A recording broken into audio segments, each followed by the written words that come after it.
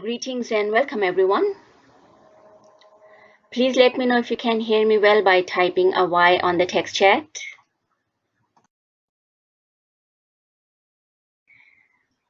Wonderful. Thank you so much for joining today. I can see a lot of you still trying to log into the session, so I'm going to wait up before officially starting our session, which is very special. So how's everyone doing tonight? Great, awesome, all in good spirits. Yeah, this is quite an interesting topic that we have selected in collaboration with Dr. Fawzia, interfacing quantum healing tools with management of type 2 diabetes.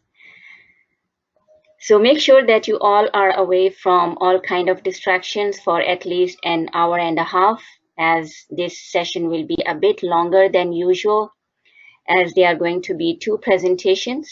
One is going to be by Dr. Fawzia and the other one will be mine.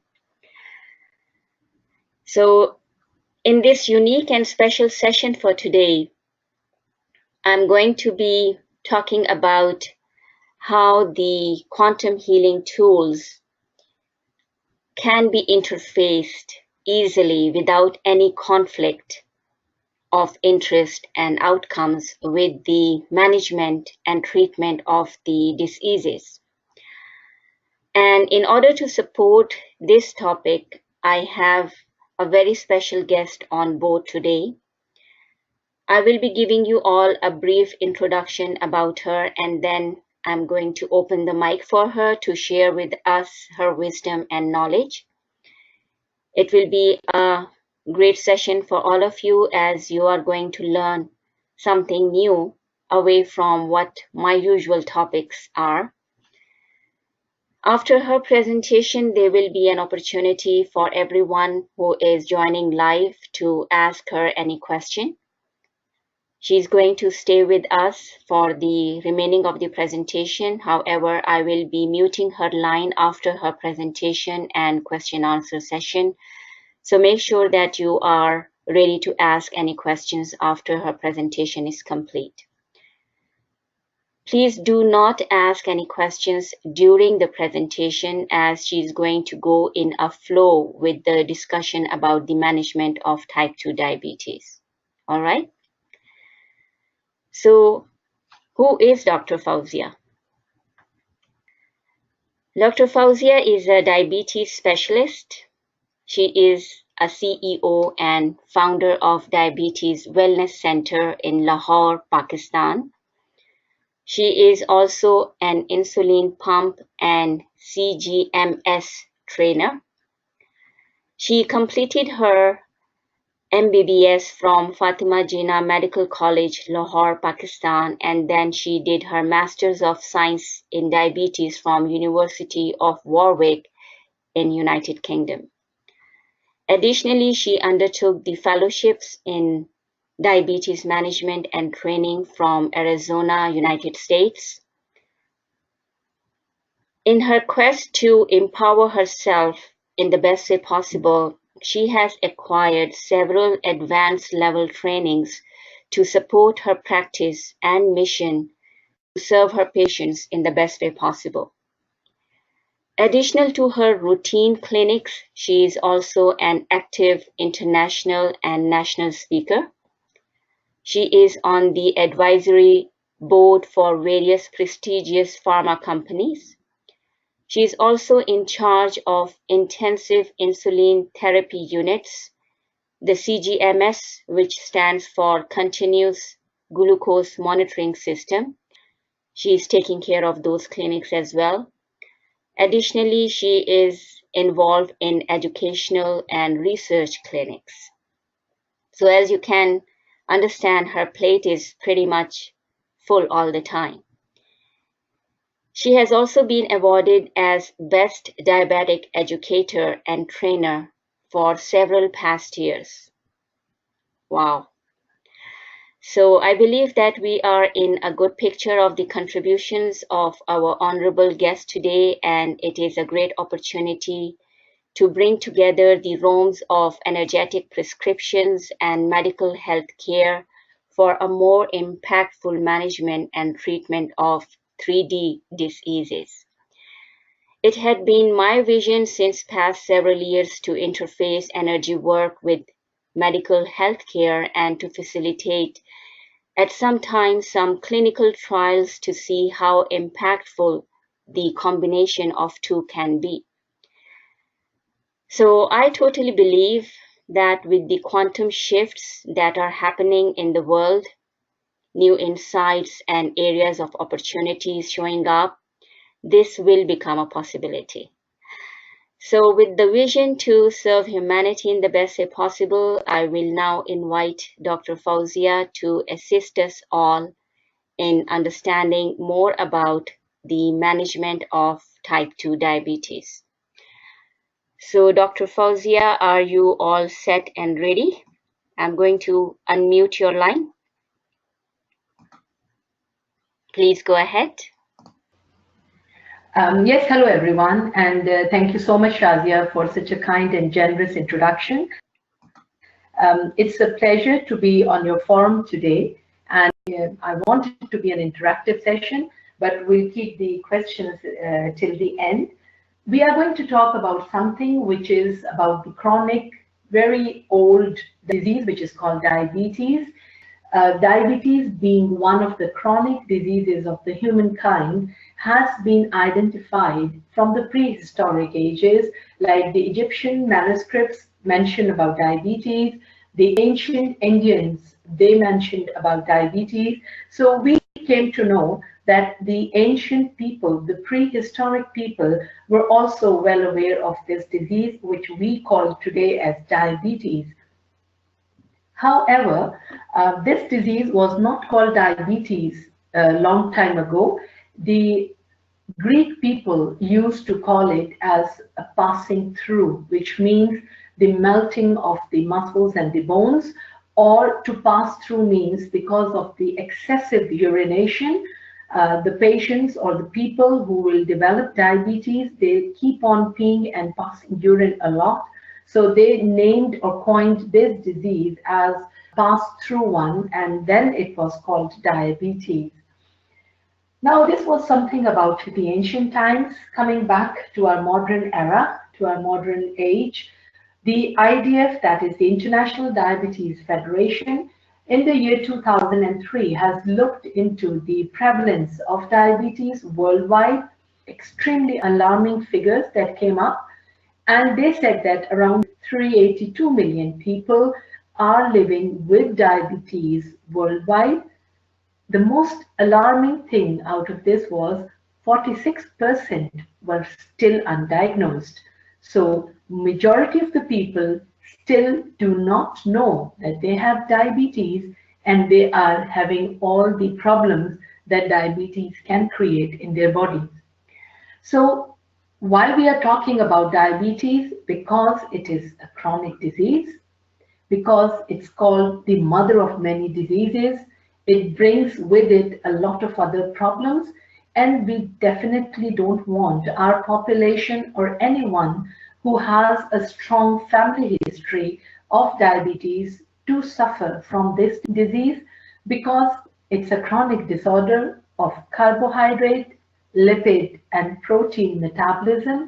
So these three things together make up the human body system, and if these three are disturbed, the whole human body, the whole human structure is disturbed. So what we can say is that it is a prothrombotic, which means that because of very high blood sugars, the blood becomes very thick. It is pro-inflammatory. It leads to inflammation in the body, which causes destruction at the very basic cell level, and it is pro-atherosclerotic.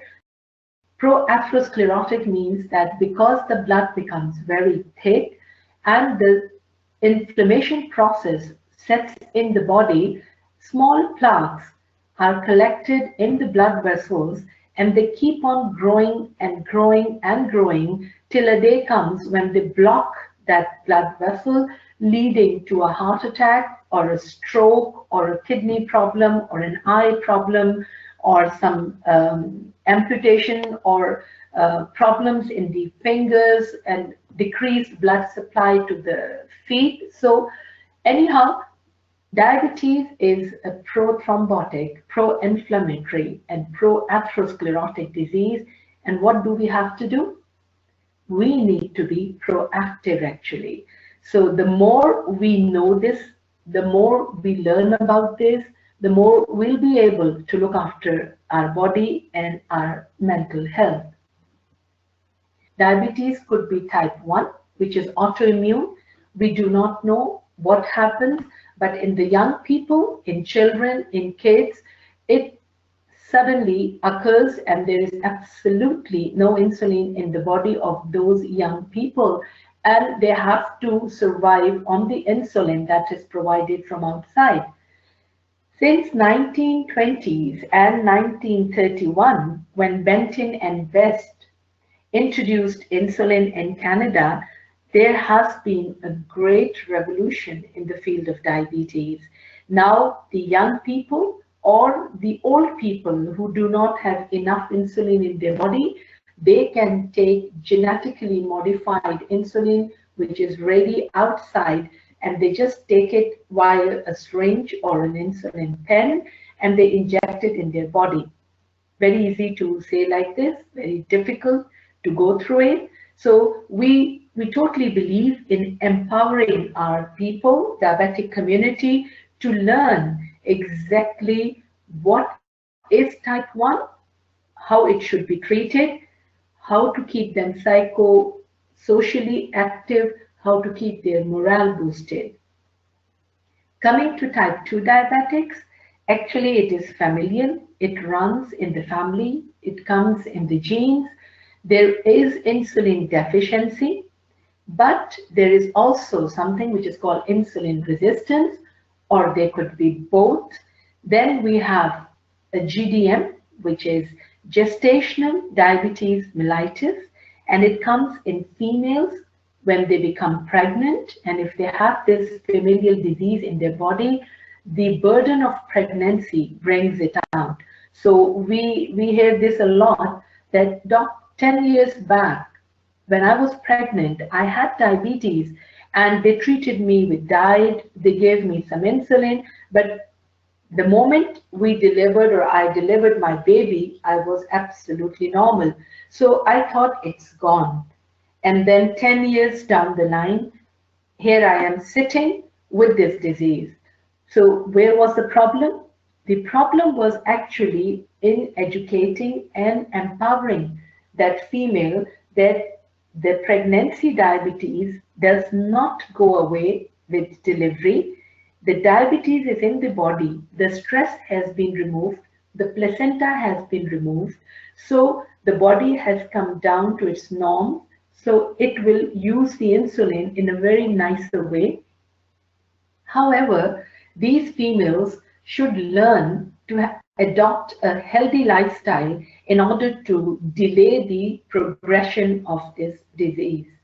And of course, in the end, you can see that there is something which is called secondary diabetes, which comes either because of the use of some other drugs. Some few drugs are very notorious, like the steroids, and then some other diseases that then play a part in bringing up this type 2 diabetes. This is a medical terminology, a medical definition. However, how we train our diabetic community to understand what is type 1 diabetes, and here you can see on the screen there is a very happy, smiley pancreas that is secreting a lot of insulin, which is taking care of the food and of the different organs of the body. So the person is healthy and hale. And then what happens is it gets suddenly attacked by the viruses.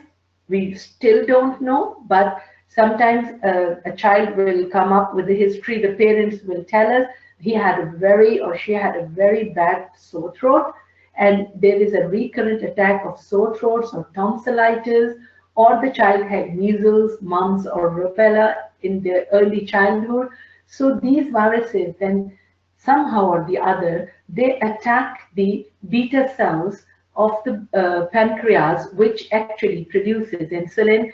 And what happens in the end is that the pancreas starts getting tired, and in a very short time, you will see that the pancreas are totally gone on strike. There is absolutely no insulin that is produced by them.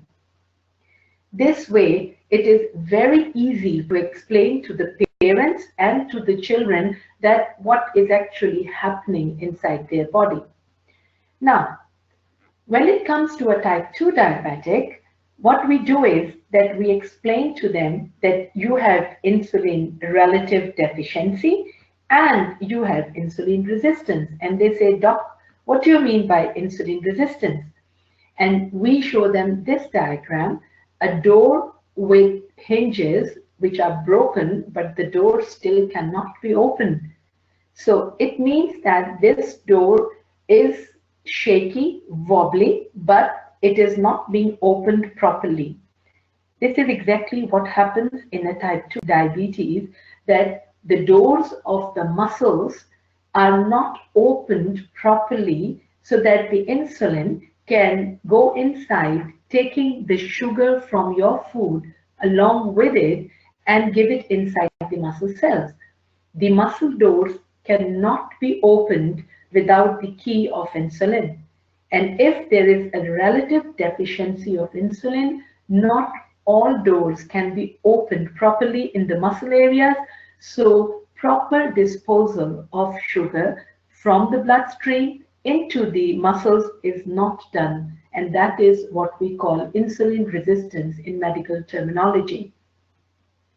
Another problem that occurs, and we usually see, and I'm sure you must have seen in your relatives or friends or in the community, that people usually say, my fasting sugars are high, but my daytime sugars are very normal.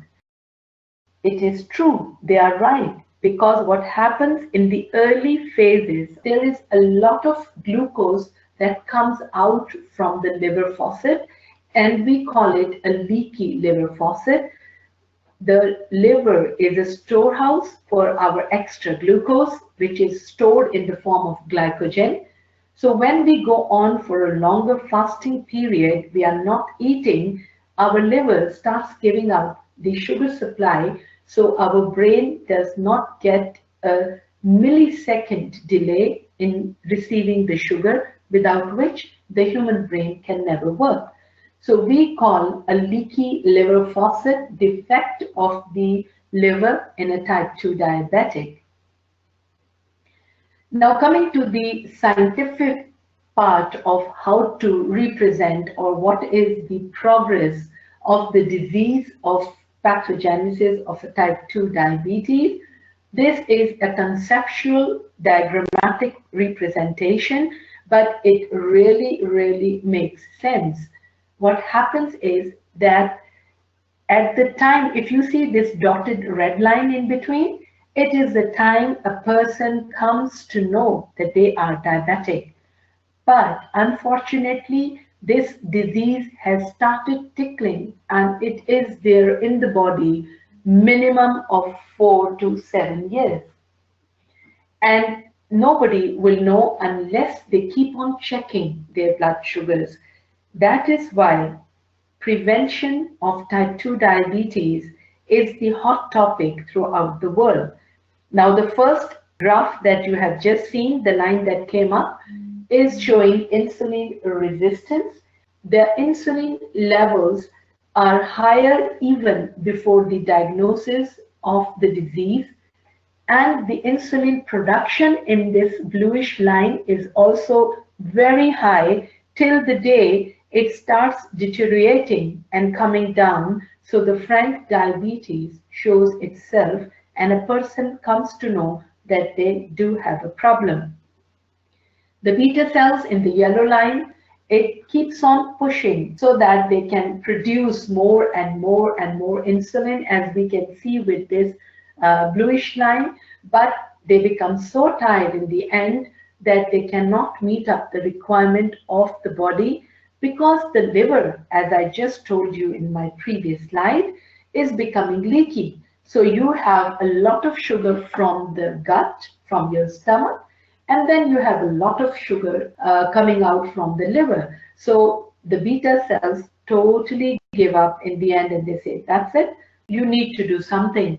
And why we are so worried about all this cascade? Because during the pre-diabetic state, there is development of microvascular complications and there is development of macrovascular complications because the 2 hours post-meal sugar starts going up and the 8 hours fasting sugar starts to go up, leading a pro-inflammatory hyperglycemic state which predisposes to thrombosis, atherosclerosis, and certain other problems that I will be discussing in my coming slides.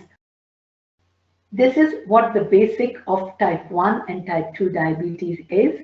I sincerely hope that I was able to explain it in the best possible way to all of you that what actually diabetes means. Coming to the evolution of the disease, as we already know that from the prehistoric state, it is there. Now, let's look at the different timelines that in which year we got what treatment modality or what technology came in. Now, if you look at the top left, there you can see a block of urine and the ants coming to it. So the ancient method of detecting a person with diabetes was by tasting their urine or by looking into the arrival of the ants towards the area where the patient will pee, that there are so many ants, so it's a sweet urine. It was 500 BC. Then, and as I told you that in 1921, the miracle happened because it is a miracle. Benton and Best has been awarded the biggest award of the world because they have developed and produced insulin. In 1935, the term type 2 diabetes came into being. So now the older people with diabetes were called a type 2 diabetic. In 1950, the oral hypoglycemic agents came into being, and the most gold standard sensitizer is metformin, which is known as glucophage. And then we had the sulfonyl ureas. And interestingly, in one of the world wars, the surgeons noticed that when they apply certain plants on the wounds of the soldiers will develop low sugar attack. Their sugars will go down. So they started investigating and they started doing research on those plants. And from there, we had a group of drugs which is called sulfonyl ureas. In 1960, they developed a method to detect sugar and also ketones in the urine. And this method was very, very common. It is common even to date in countries, in places where they cannot afford to have a glucometer to check the blood sugars. So they just dip the stick in the urine, and within a certain time period, which is mentioned on the box, they have to match the color on the strip to the color on the bottle. But this time specification is extremely important because after that specified time, one should not be looking into colors to match because then it will not be the true result. So this was another way of checking the urine sugar in a diabetic. And here I would just like to highlight the importance. Some people say that we have diabetes of the urine. Our diabetes is only in the urine. It's all myth. It is not true. Once your blood sugar levels go above 180 milligram per deciliter, that is the time the kidney defense system becomes active. and it starts taking out the extra sugar from the blood vessels, and they keep on throwing it out from the kidneys. Now, the point to be noted here is whenever there is more glucose coming out of the kidney, there will be more water coming along with it. And because of this, the patient keeps on going to the washroom again and again and again. And this is what we call osmotic diuresis. So when there is excess sugar in the urine, wherever the sugar goes, it takes the water with it. So the patient starts looking and starts feeling dehydrated, and the urine is continuously going out because the sugar is continuously going out. And this is a case where they have either not been treated or partially treated, and they need to see their doctors urgently. In 1969, glucometers came into being. Glucometers is a great revolution. We started with very huge, big machines. We are now having the most sophisticated glucometers, and one step ahead of glucometers, now we have the sensors which sense the glucose in the blood, and we can see the real time trends of the blood sugar for the person who's wearing those sensors. So the sensors have made the life of diabetics and the life of a diabetes specialist very easy, because now we can actually see what is happening instead of just guessing, guesstimation, checking the urine sugar. So the glucometers and the glucose sensing machines have really revolutionized the treatment and management of diabetes. Coming to the children, unfortunately in 1995, they all recognized that type 2 diabetes can also happen and occur in a child as well. Why is that? I just told you in children there is a virus and there is absolutely no insulin, so they have to live on an external insulin supply. But later on, we found out that when the children have a strong family history of type 2 diabetes in their paternal or maternal side, and they become obese, that is the time we face problem of higher insulin resistance. So the insulin is there, but it is not working properly. And that is the problem that we are facing, unfortunately, in our young lot now. And that is very alarming. Why is it alarming? I'll be talking in my coming slide. The last picture on the right bottom is of artificial pancreas. There is a lot of work being done on artificial pancreas by the City of Hope, by the JDRF, and many other organizations are trying to implant into the body a device which can automatically secrete insulin and a sensor inside the body, and they can both talk to each other and a smooth insulin delivery can be made. Up till now, the algorithms and all the other problems are there, but it is a very, very successful story going on. So things are looking very promising for type 1 diabetic kids. Before this implant, they already have insulin pump. I'm repeating certain things because this is what we should know, that in diabetes, what happens is that your blood pressure goes up because high sugar levels are converted into sorbitol, which is like a cement, and it attacks the smooth vessels or smooth walls of the blood vessels and start making them very hard. Then the high blood sugar, of course, is the main culprit. The elevated lousy LDL is a lousy cholesterol. It is a low dense lipoprotein, and it is notorious to the heart. These are all the inflammatory markers. Elevated triglycerides, again, very bad for the heart. Abdominal adiposity, when your abdominal girth is increasing, insulin resistance is increasing. Unfortunately, with all the elevations, there is lowering of the good cholesterol, which is called high density lipoprotein.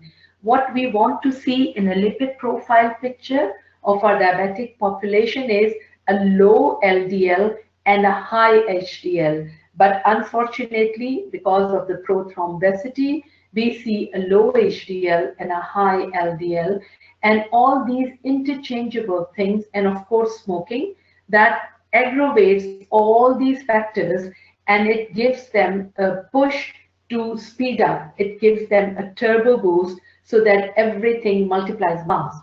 So type 2 diabetes is equivalent of having a heart attack. It is as simple as that, now being recognized throughout the world that type 2 diabetes and cardiovascular disease are so much interlinked, and we need to focus on all these things in order to reduce the chances of or any other complication. Just a quick recap that what is happening in different countries, because all the countries are facing this dynamic urbanization problem. Everybody is leading a life where they don't want to move. They just want to have the fast foods. They just want to become a couch potato. They don't want to have a physical activity. They are putting in calories more than what the body really needs, or more than what the body really can burn. We are putting in calories, we are not burning them properly, and this all is leading to accumulation of fat cells, toxic materials, pro-inflammatory markers in the body, and the whole cascade that I've just discussed a slide back starts. So if you look into it, India is at the top, then we have China, we have United States, we have Pakistan, and so on and so forth.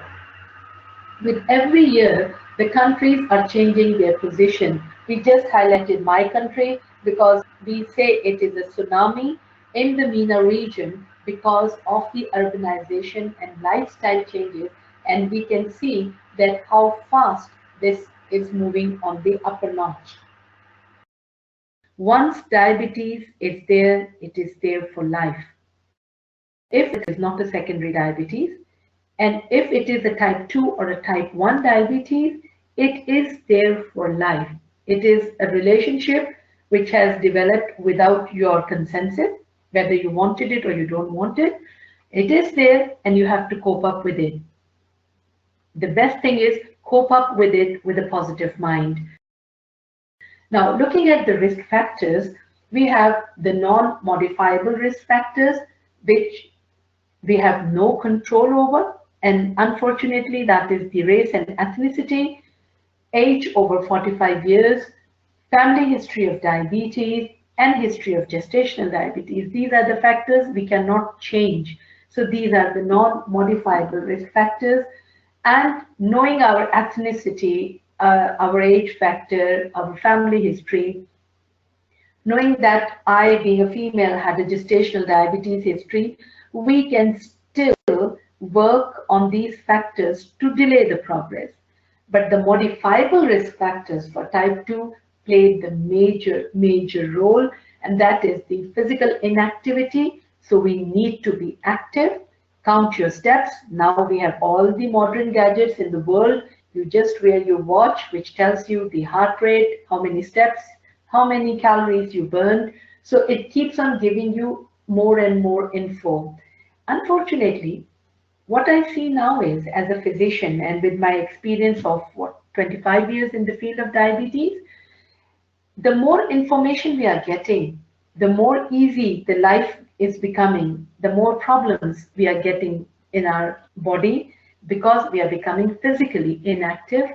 We are too stressed, so the stress hormones keep on bugging in and destroying our body harmony.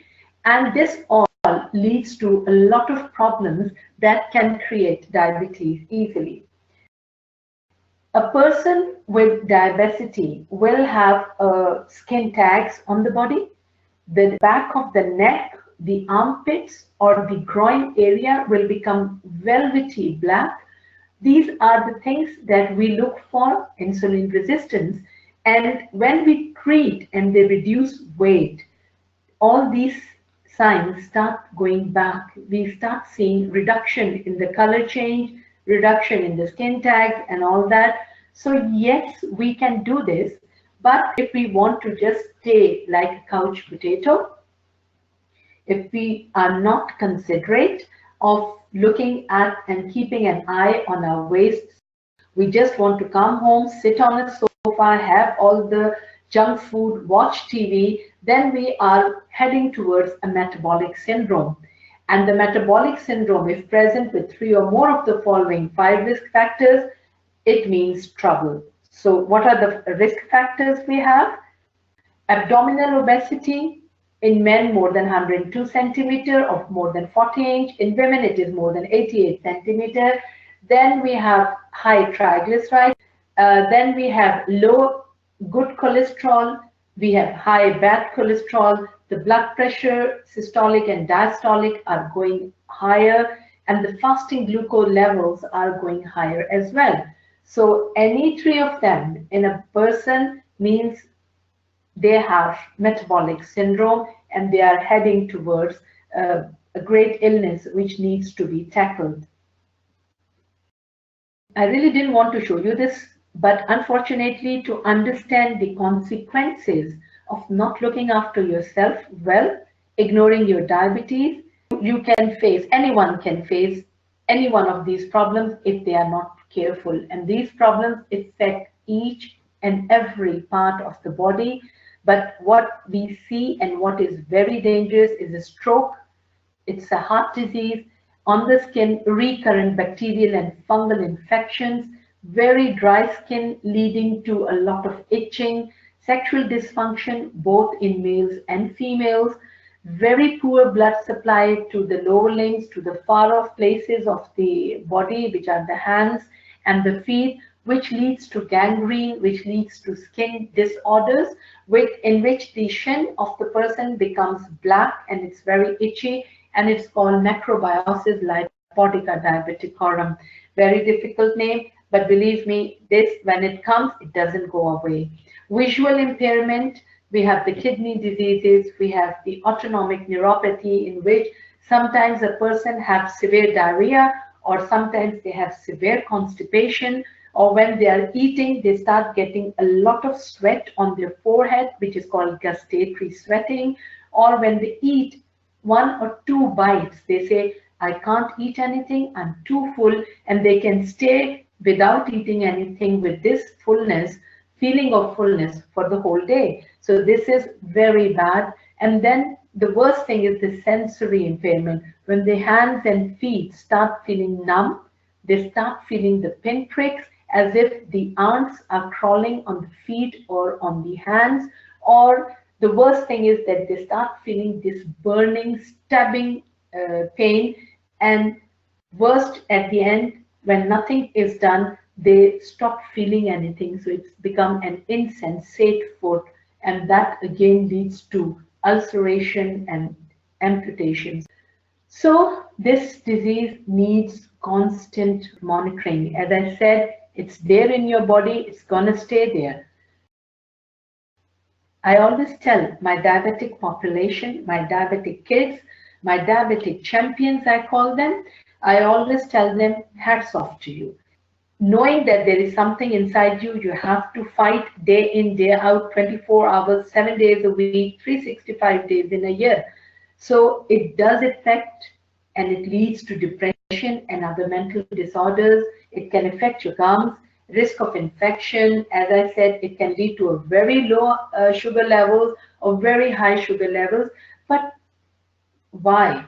This is because the person did not accept that they have diabetes. A person who stays in denial and does not accept that they have type 2 diabetes, in type 1 diabetes, there is no choice.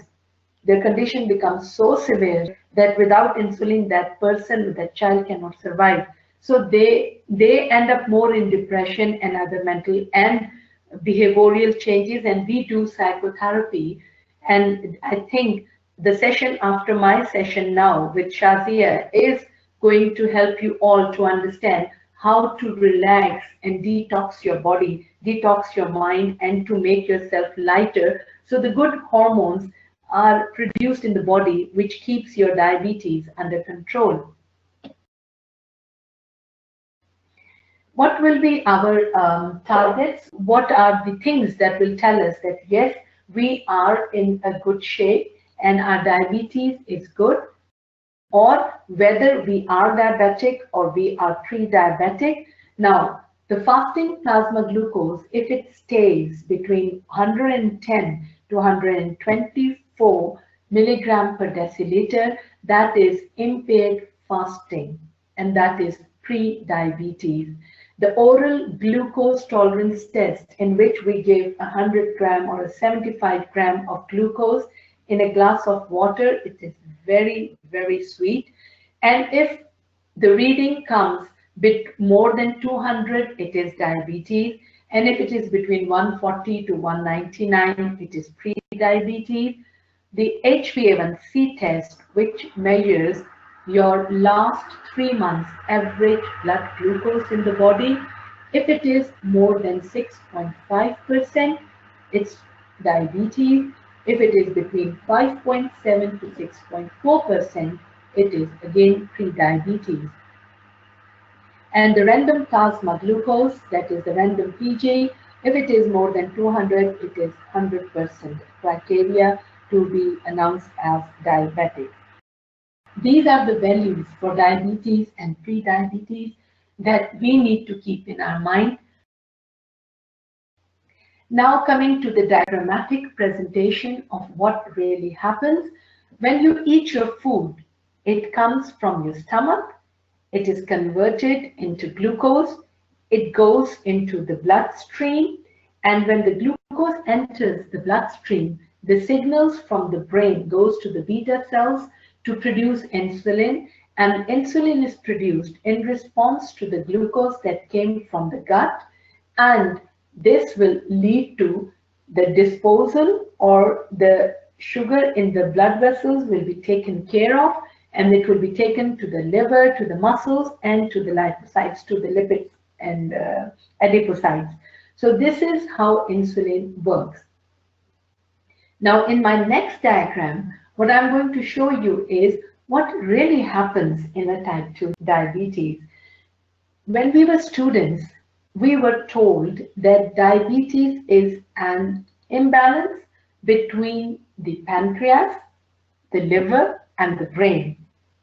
And now, in this year 2018, we all know that the researchers and science has proven that diabetes is not only about liver and pancreas, it's about the incretin effect coming from the gut. It's about the pancreatic insulin secretion from the beta cells of the pancreas, the pancreatic glucagon secretion from the alpha cells of the pancreas. Then it is increased glucose output from the liver. It is the kidneys that are also playing a major role. It is the decreased peripheral glucose uptake by the muscles. It is a lot of insulin resistance created by the adipocytes. So all in all, to create a hyperglycemic, which is high glucose level state in the body, all these organs play a vital role. And we have a hormone in our stomach, which is called gastrin. Now, in the stomach, this gastrin is directly linked with the food center in the brain, and people keep on eating, become extremely obese. The new surgical treatment for type 2 diabetes for very obese people is the gut surgery, which is called the bariatric surgery. And the most famous and most successful is the sleeve gastrectomy, in which they cut the half part of the stomach. Now, when they cut the half part of the stomach, they make the food pipe as one. There is no stomach left. And when the half part is gone, the greater part of the greater curvature of the stomach, the gastrin hormone is removed as well. So the hunger pangs are decreased. The patient loses up to around 30 to 40 kilo of the weight. And suddenly they find that, oh my God, I don't need to use any medicine, any tablet for my diabetes, even no medicine required for my blood pressure. However, this is not in every case. There are few cases we have seen and they are doing beautiful, but the moment they will not look after their diet, they will definitely develop a problem. So weight reduction and intestinal surgery is becoming a part of diabetes management for very, very morbid obese type 2 diabetics. Now, this slide that you are looking at the moment is the impact of intensive therapy, that a lot of trials have been done for so many years that look into the effect that if you have a good glycemic control, you can decrease your micro and macrovascular complications by a lot, 60 to 70%, only by reducing your HbA1c by 1%. So by reducing 1% of your HbA1c, you're actually reducing your microvascular and macrovascular complication risk. This is a slide I used in IDF Vancouver also, and it was something that most of the type 1 diabetics related to, that trying to lead a normal life, balancing yourself between hyperglycemia and hypoglycemia is definitely not an easy thing, and especially not easy for those who have not been empowered, for those who did not seek education, unfortunately were not educated in their doctors' clinics. Everybody takes it for granted that the person sitting in front of you with diabetes should know what they should eat, what they should not eat, they should do exercise. It is not easy. We need to make sure that this walking on the tightrope becomes an easy journey for our diabetic people. And the only way that we can do that is by using the empowerment theory. When I went to America in the year 2000, I was trained by two IDF trainers, beautiful ladies with lot of vision, lot of insight. Betty and Chris, I still owe it to you. You people have really given me my vision in a better way. The empowerment theory says 99% of diabetes management is in the hands of the diabetic person. We must realize this before we start giving orders to our diabetic people. The model of care is totally wrong. People say, what the doctor said, I have to do it. No, what the doctor said, you need to dialogue it. You need to understand it. Just don't ride an elephant without knowing where the hell you are going, because it is a jungle out there. You have to go through this jungle, of course. I mean, there's no way you cannot enter this jungle. You have diabetes, but if you learn the right way to ride the elephant, this elephant is actually depicting your diabetes. Don't let diabetes run you down. Don't let diabetes morally bring you down. Just follow your education from the diabetes nurse educators. Follow the educational tips that you see from the community support system. Try to understand diabetes from whichever medium you can, be it a good internet lectures, but all lectures are not good, so please be careful. Do not go for quacks. Do not go for quackery things. Understand your disease, understand the medicines, understand the lifestyle. The more you understand diabetes, the better you will ride this elephant and be successful. So I always tell, please understand, learn, and then use it in your practical lives. Of course, there will be days when you don't want to get up early. There will be days when you don't want to go out. It's okay. You need to understand, and the doctors and the diabetes team need to tell the diabetic community it's okay to feel like this at times, but don't let it overrule you. Do not get into depression. And I'm 100% sure that Shazia is going to tell you all the tricks and the techniques to, when you are stressed, how to remove that stress from your body. So I will be ending my talk here. And my lot of gratitude and thanks for everyone out there who's been listening patiently to my talk. And if you have any questions, I'll be very happy to answer them. And thank you so much. Thank you so much, Dr. Fawzia, for this insightful journey about how to manage the diabetes. It had been an empowering journey for myself. Thank you so much. And I'm quite sure that all the attendees of today's live session has also benefited from this lecture of yours. So let me ask, does anyone has any questions for Dr. Fawzia? And yeah, thanks to you and so many doctors out there who are now coming up with all these empowering programs as to how to train the patients to take the ride on their own, to ride their own elephant. Yeah, amazing. So any one of you who is joining live today, are you challenged by this chronic disease? Some of you are saying yes. So was the lecture insightful and informative for you? Awesome. So as you can see on the slide that we have the contact information about Dr. Fawzia from this website. If you are going to look for any advice, if you are seeking any consultation, even from distance, you can contact her. And I would like to thank Dr. Fawzia once again very much. All the attendees are paying their gratitude and thanks, Dr. Fawzia. And I will be now talking about how we can face these chronic disease challenges, not necessarily just the diabetes, but anything that manifests in a person's body, how we can facilitate the treatment of these diseases with some techniques that we are using as quantum healing practitioners.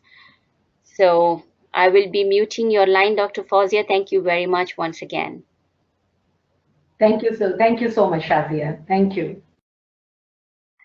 So let's talk first about the thoughts and emotions. We all know that our minds and our physical bodies, they are closely intertwined, right? One cannot separate the mind from the body.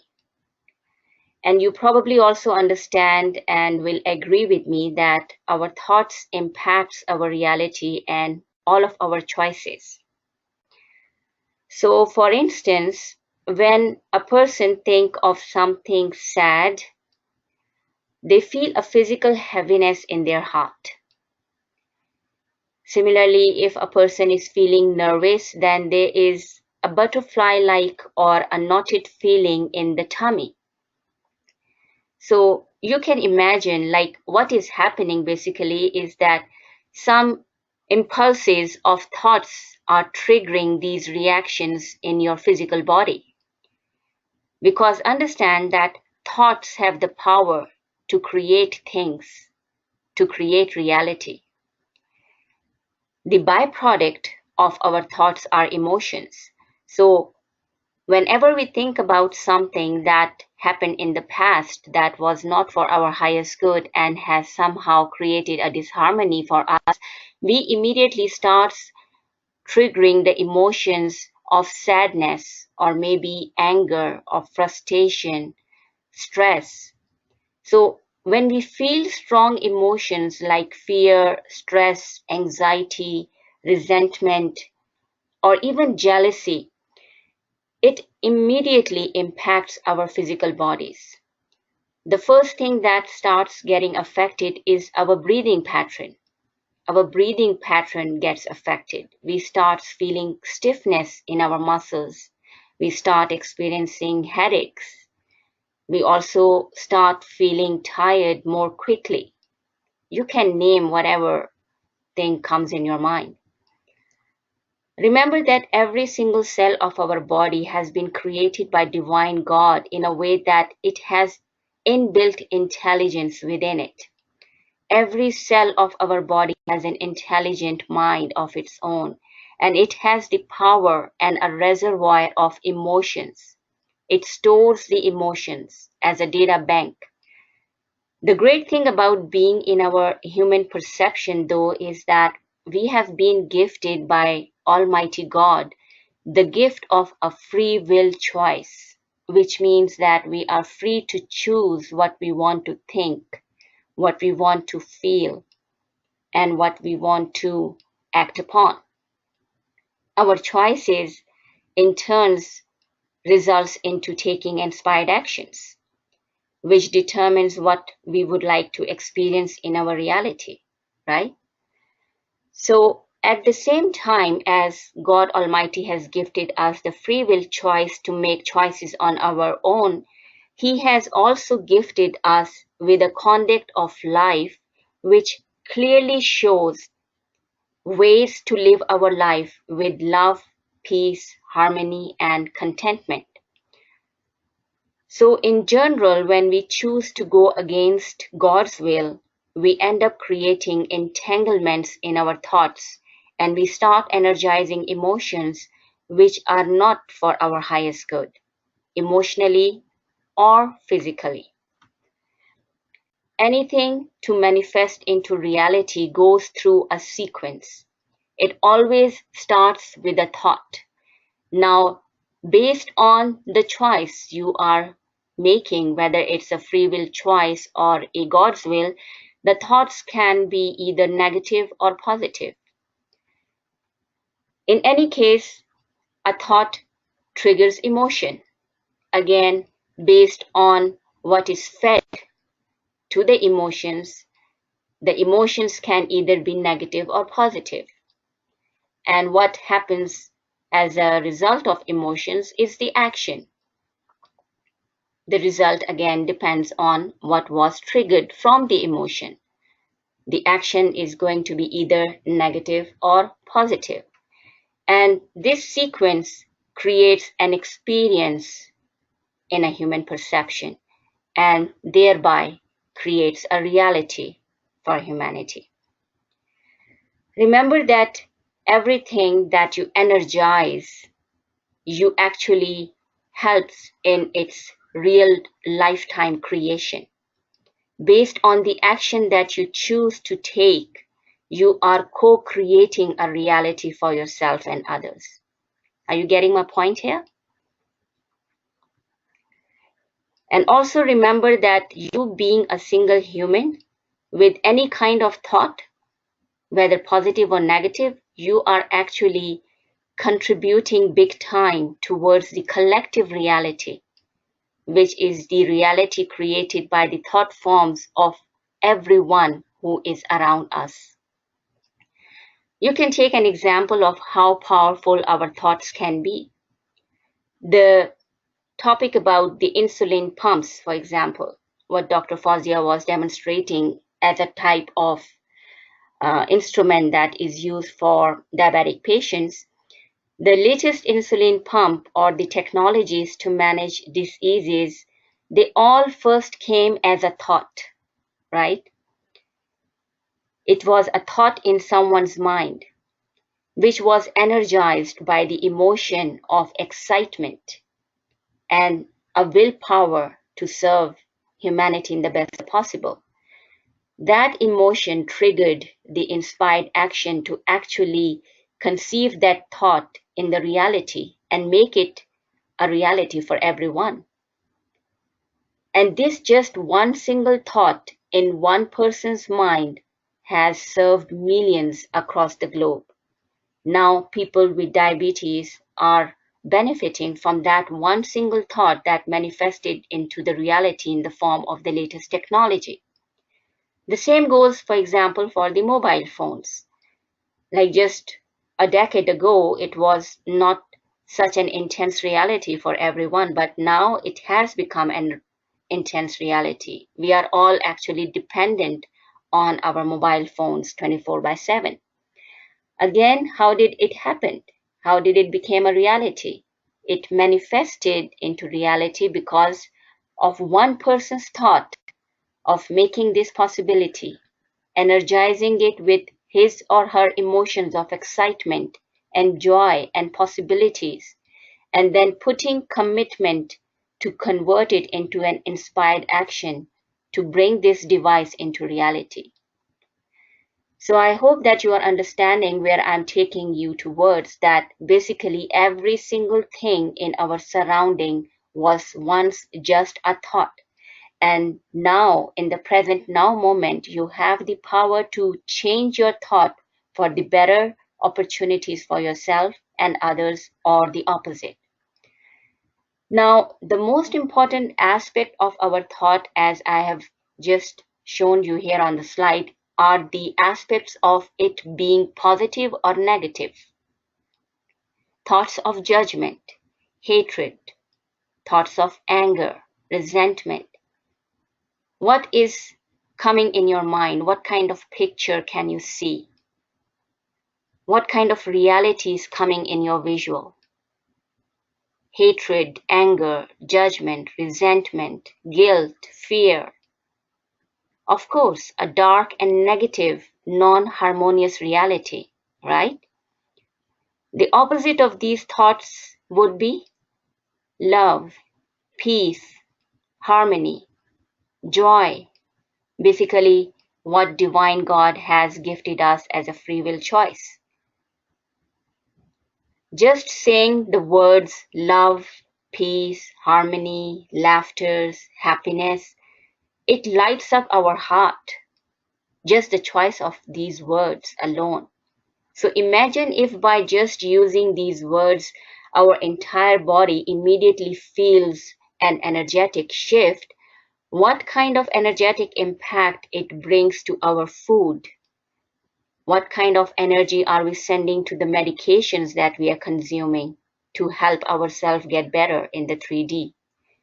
What kind of energetic impact is coming on the plants and in our surroundings? Basically, the food, medication, plants, animals, young children, they are very sensitive to energies, and they also respond immediately to the surrounding energies or the impacting energies. There is an old saying that when you cook your food, cook it with love. Why do you think you require to cook your food with love? Because you are sending that energy into the food. And your family or your friends or whoever you are sharing that food with is going to consume that energy. Everything is energy. Even the food and medication that you take inside your body, it converts into energy based on what it received initially. So when you eat and drink, do it with awareness, slowly and with respect, acknowledging the efforts and the blessings. The important point for you to understand is about the frequency, the resonance, and the entrainment. For example, what I just talked about in terms of our thoughts, understand that a thought of fear is a very heavy vibration. Energetically, it's a very heavy vibration and it has a very low frequency. In contrast, calmness, peace, love, and harmony, they are light vibrations and they have a very high frequency. Similarly, rage and anger, they are low, heavy vibrational energies. Underlying anger and rage is always fear-based and stems from the feeling of vulnerability and powerlessness. However, when we stay centered and when we stay calm, we actually sustain a high vibration and are empowering ourselves. We are empowering our emotions, and also we are empowering anything that we are consuming, because the vibrations of calmness are going into whatever we are consuming. When we hold this energy of calmness and harmony, we are able to live and enjoy life, and we are able to understand whatever empowerment is given to us clearly. Just like the fish are connected to each other through water in an ocean, we all live in a pool of energy. We have committed people like doctors, engineers, teachers, parents who are doing their best to serve whoever is their responsibility, their obligation. They have this intent that brings this inspired action after the complete chain of thoughts, emotions, and taking inspired action to surface what they are feeling inside.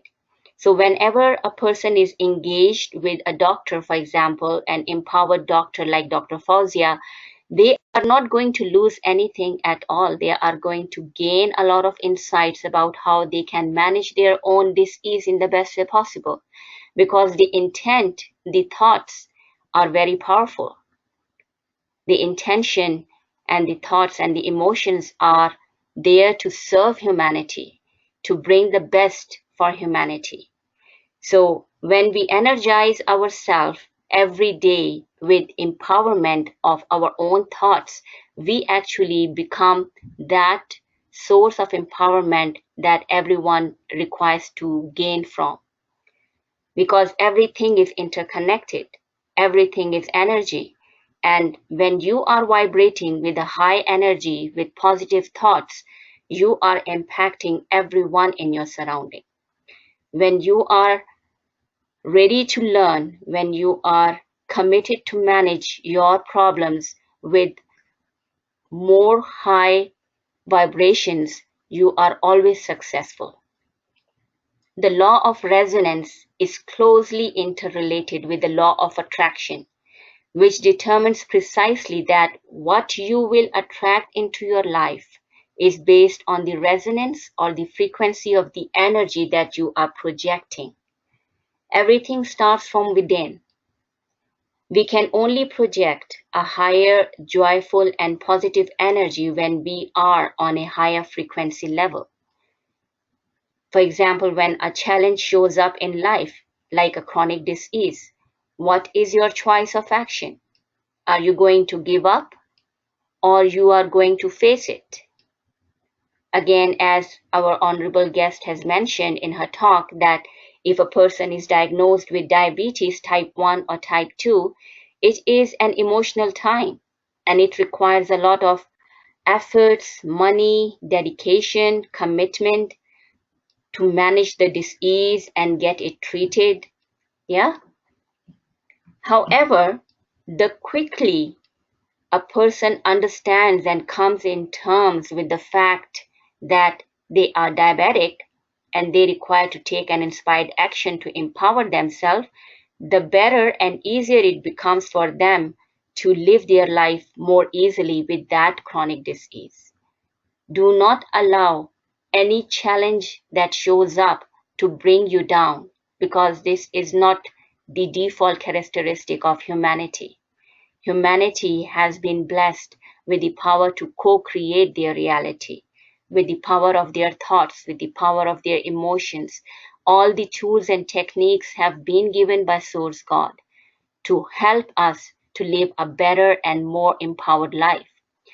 Again, referring back to the doctors, whenever we are, for example, visiting our doctors, they are advising us with take healthy choices, make healthy choices in terms of exercises, keep moving your bodies, keep yourself well hydrated, stay away from junk food.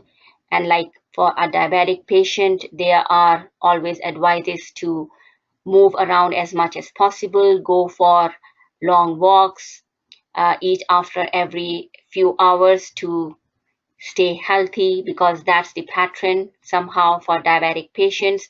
So as long as the person is open to receive and open to learn, they are always successful.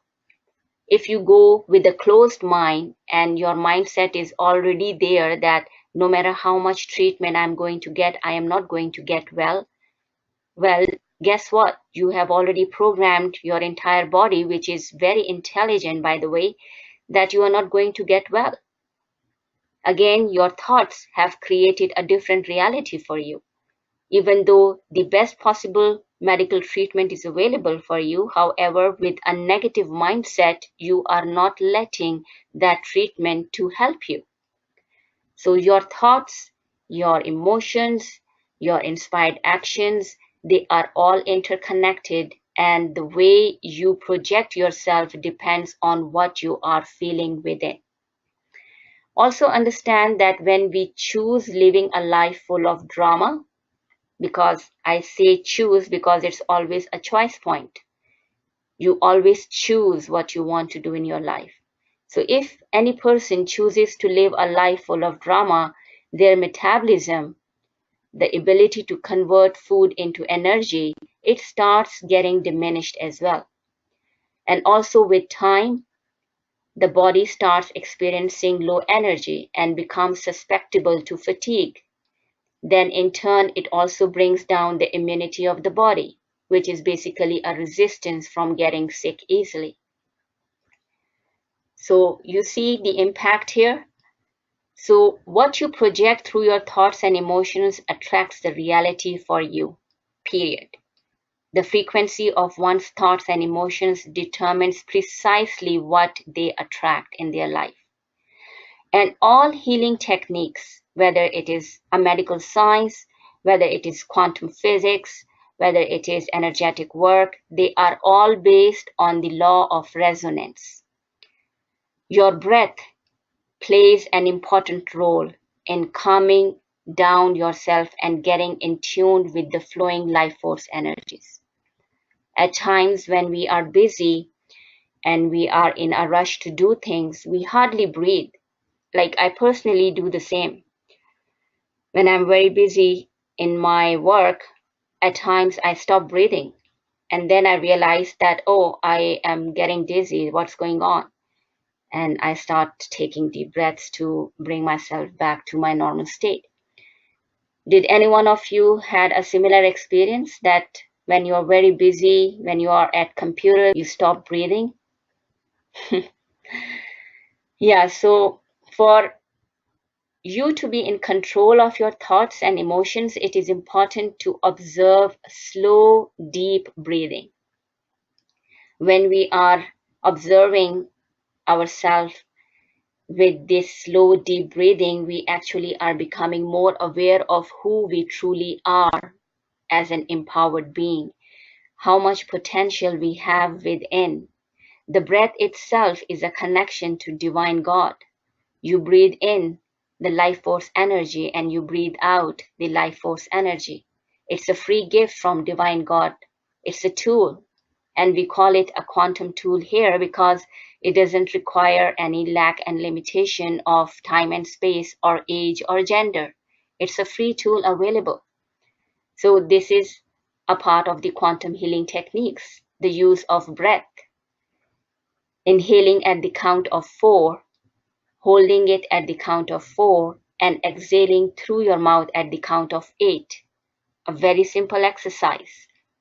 So I would like you all to start breathing properly, maybe for the first time.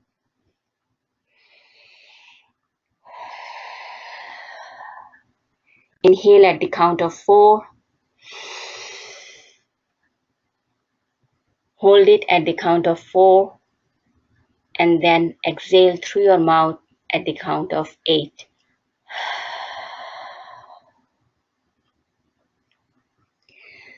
Anyone who is challenged with chronic diseases or any other disharmony in the body, having a continuous deep flow of breathing is a must. It helps in the normal flow of blood in the bodies. It keeps the brain calm and it keeps our receptors open to receive. It's basically a life force energy that we are receiving from Divine Source God as a free gift. So make use of it. Why to be deprived of it? Start taking deep breaths in through your nose, holding it for some time and then releasing it slowly, feeling the relaxation in every single particle of your body. And whenever you are breathing deeply, you require to bring your conscious awareness to every part of your body when you are really breathing, like sending the relaxation starting from your toes, then shifting your awareness all the way up through your legs, coming to your calf muscles, to your upper body, and then spreading it all around in your upper body, moving it towards your arms and your fingers, and then again continuing the same process all the way from your toes to all the way up to your head. So when you start breathing even for few minutes with awareness, you will feel that your entire body is very relaxed and your mind is more calmer and stable. And the other thing that I usually teach my students and clients is that as you are taking deep breaths in through your nose and out through your mouth with awareness, by sending the breath and your awareness to every part of your body, also say out loud the word soften.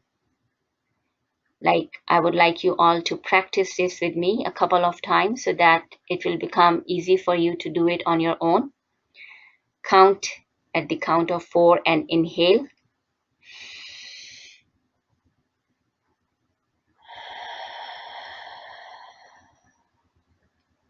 Soften.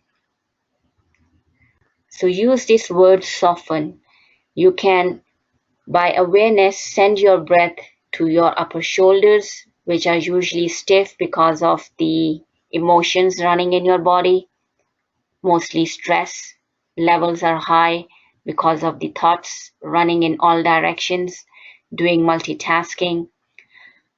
With the proper breath, you will be able to focus on one thing at a time, which is also known as one-pointed focus, to achieve the best possible outcome for any action that you are choosing to take.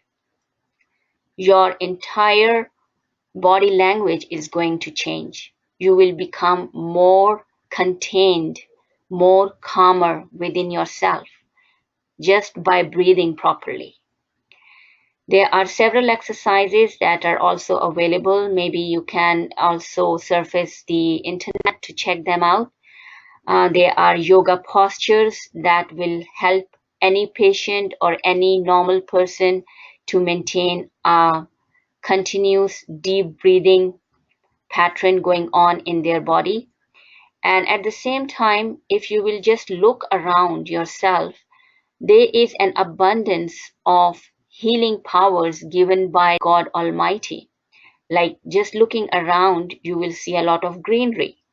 So why do you think there is so much greenery? Why not trees and grass is blue?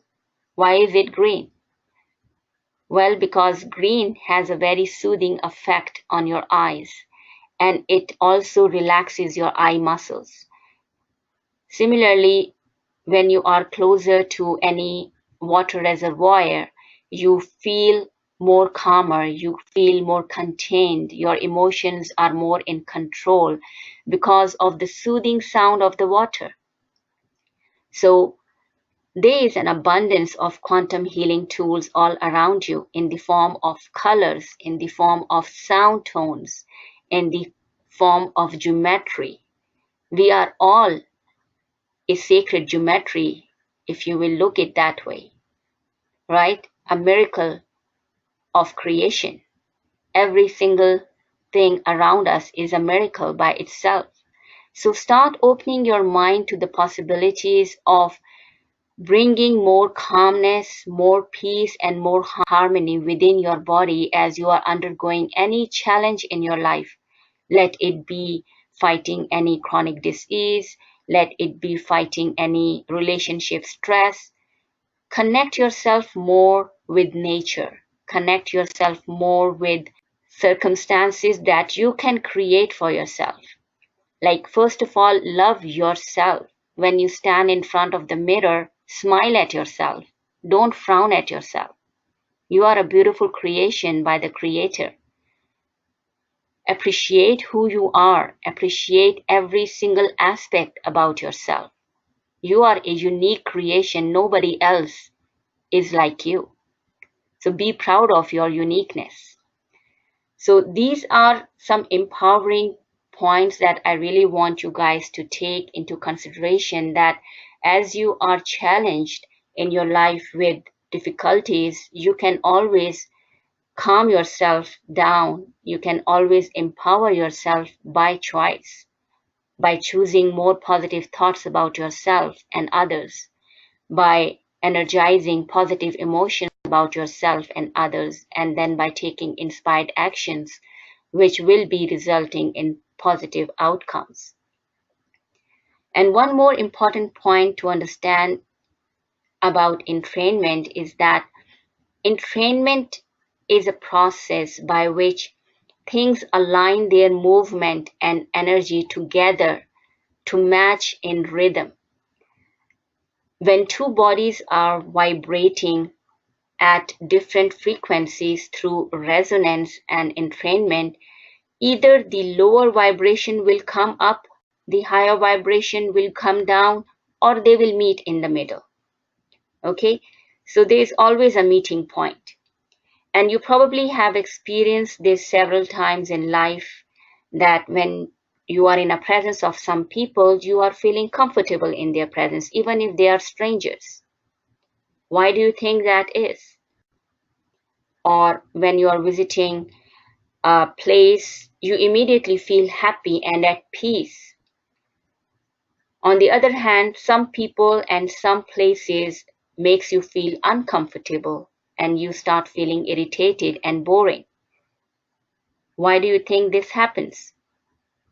It is all because of the resonance and entrainment being on a certain level of frequency.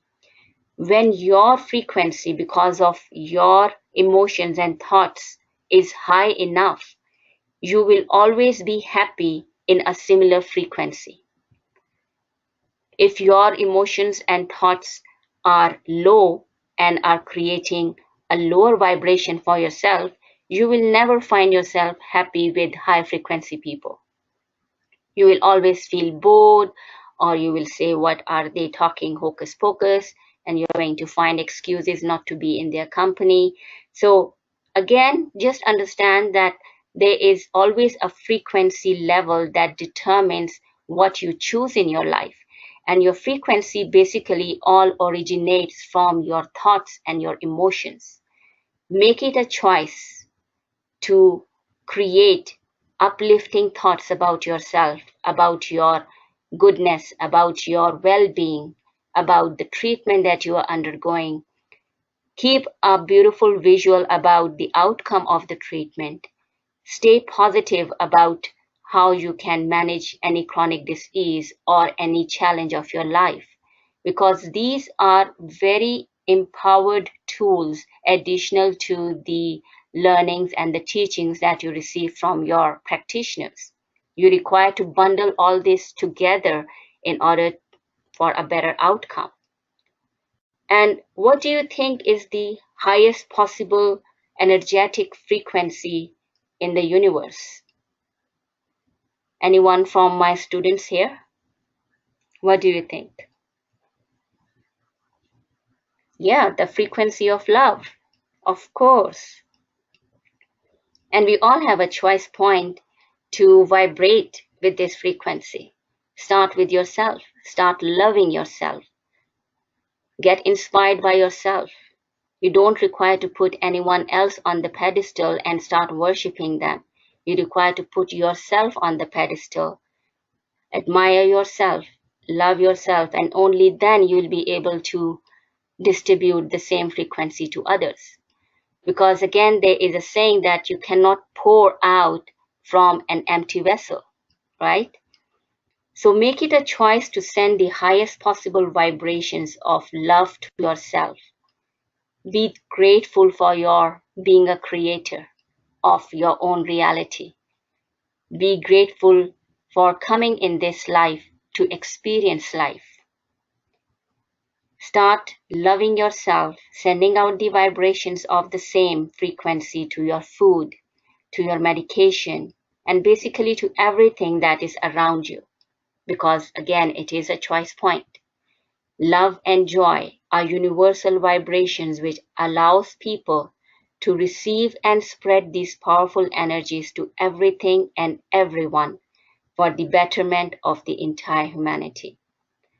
And you will definitely see the difference in the outcomes of your actions chosen with love.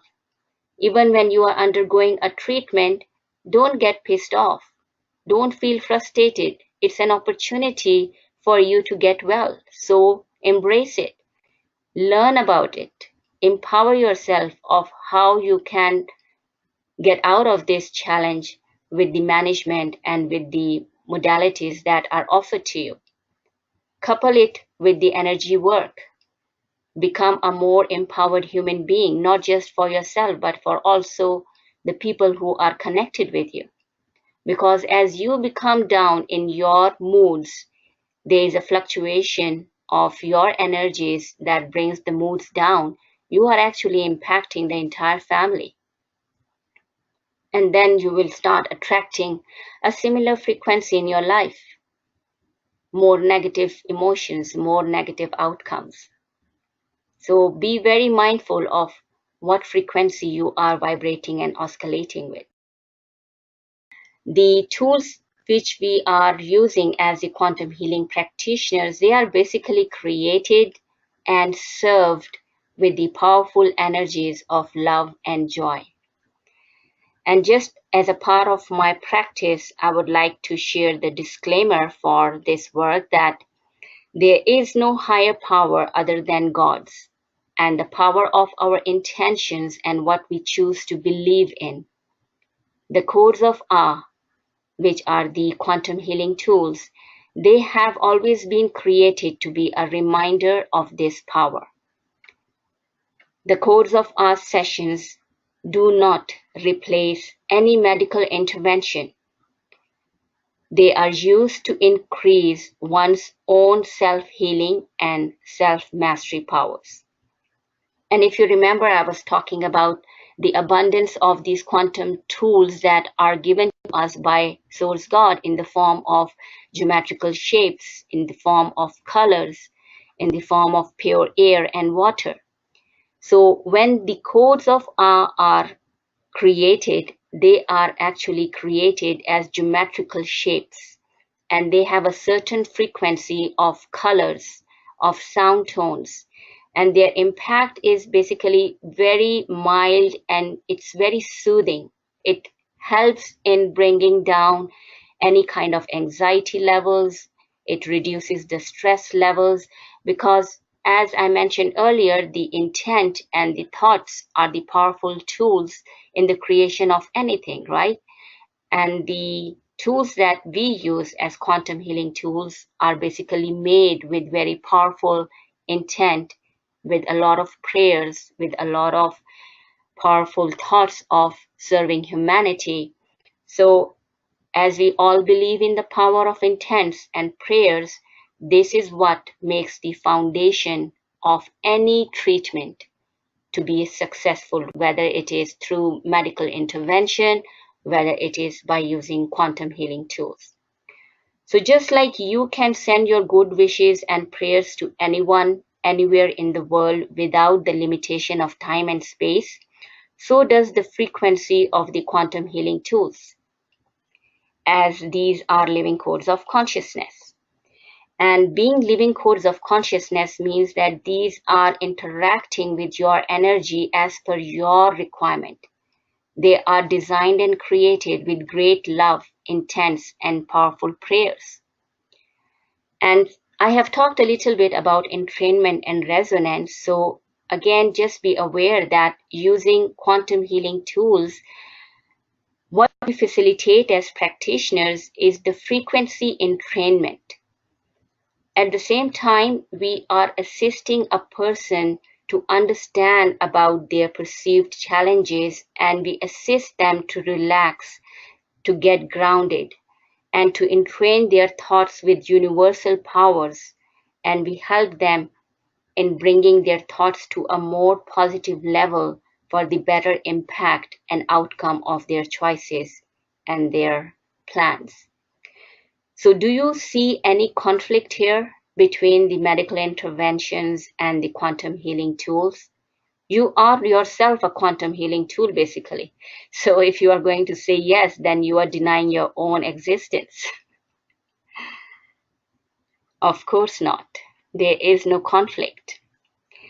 So one of the tools that I'm going to use now in front of you guys, this is a quantum healing tool of love, peace, joy, harmony, and a lot of laughters. Start looking at the center of this code. You are going to see a lot of vibrant colors here. Every single color has a specific meaning and is impacting your energetic field in the best way possible, as the intents are very pure and powerful. The thoughts are full of love and joy, and the embedded frequency is the frequency of harmony. We have specific protocols for activating these, which we call as energetic prescriptions, to uplift the moods of people who are coming to us with depression. So as they are undergoing their medical intervention in the 3D, they also seek assistance to calm their bodies, to calm their minds, and as practitioners, we assist them in doing so. So as you are interacting with the code, I'm going to say some activation commands, which are basically in the form of prayers, that I am sending you the best possible wishes to calm your energies, to uplift your frequencies, and to make every possible choice for you the best choice. The best choice for you in terms of your treatment, in terms of your well-being, in terms of the choices that you are choosing for yourself. When you are in the presence of such scalar wave programs, such high frequency tools, then the only thing that you can entrain with is high frequency and the frequency of love. Inhale the code as if you are inhaling the air through your nose. So what we do as practitioners is that we guide our clients to look at the center of the code, meditate with the colors of the code, try to absorb the colors through their retina into their eyes, and then through their in-breath and out-breath, send these colors, which are embedded with the frequencies which are needed for their body as per their intent, send all these frequencies in every single cell and particle of their body as if you are sending it in the form of blood, and feel the energy running inside your veins. So I want you all to just practice this with me. Inhale the code into your third eye, which is usually a location we refer to third eye, which is right between your two brows. It's an invisible eye. This is our seat for higher realities. So just inhale the code into your third eye with an in-breath. Close your eyes and see if you can see this color, this geometry with your closed eyes.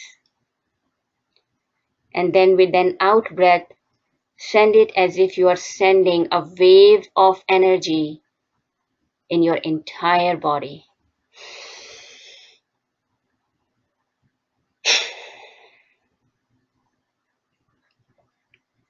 This is a joy-filled frequency code of Ah.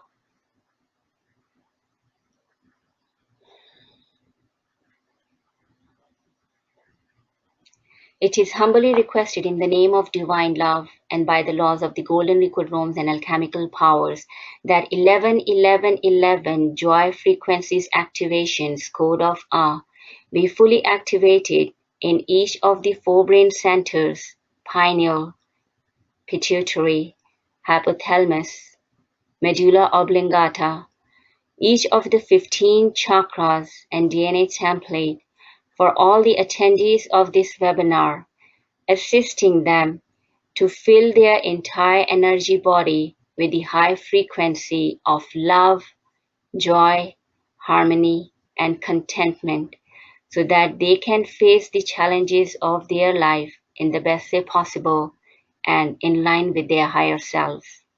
Tahija and Tadai.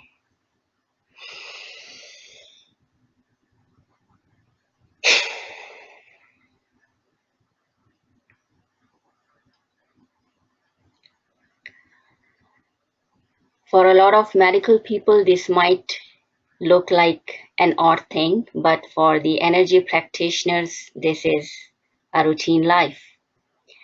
And as I have just issued these powerful intents, I am now monitoring the energy in my left hand, which has started to move from my fingertips, coming to my second knuckle, moving towards the base of the fingers, slowly moving towards the center of the palm,